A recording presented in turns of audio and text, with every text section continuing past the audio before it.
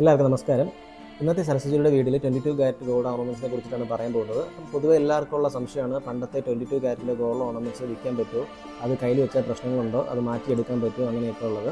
അപ്പം അതുകൊണ്ട് കയ്യിൽ വെച്ചിരിക്കുന്നതുകൊണ്ട് ഒരു കുഴപ്പമില്ല. ഫസ്റ്റ് ഓഫ് ഓൾ രണ്ടാമത് നമുക്ക് എപ്പോഴും വേണമെങ്കിലും നിങ്ങൾക്ക് മാറ്റിയെടുക്കാം. അത് കയ്യിൽ വെച്ചിരിക്കുന്നതുകൊണ്ട് ഒരു കുഴപ്പമില്ല.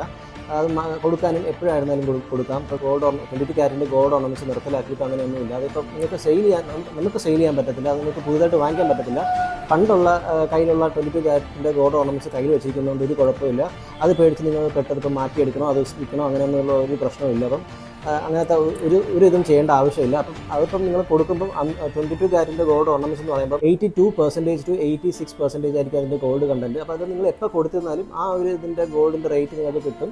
അപ്പം പണ്ടത്തെ 22 കാരറ്റിൻ്റെ ഗോൾഡ് ഓർണമെൻറ്റ്സിനെ കുറിച്ചിട്ട് പേടിച്ചിട്ട് പെട്ടെന്ന് വിൽക്കണം, ഇപ്പം പെട്ടെന്ന് സെയിലാക്കണം, അതിപ്പോൾ കയ്യിൽ വെച്ചേക്കുന്നു, അങ്ങനെ ഒരു പ്രശ്നങ്ങളും ഇല്ല. അത് എപ്പോൾ വേണമെങ്കിലും നിങ്ങൾക്ക് എന്ത് ആവശ്യത്തിനുണ്ടെങ്കിൽ നിങ്ങൾ ആവശ്യത്തിൻ്റെ അനുസരിച്ച് അത് എപ്പോൾ വേണമെങ്കിലും കൊടുക്കാനോ വിൽക്കാനോ സെയിൽ ചെയ്യാനോ മാറ്റിയെടുക്കാനോ ചെയ്യാൻ പറ്റും.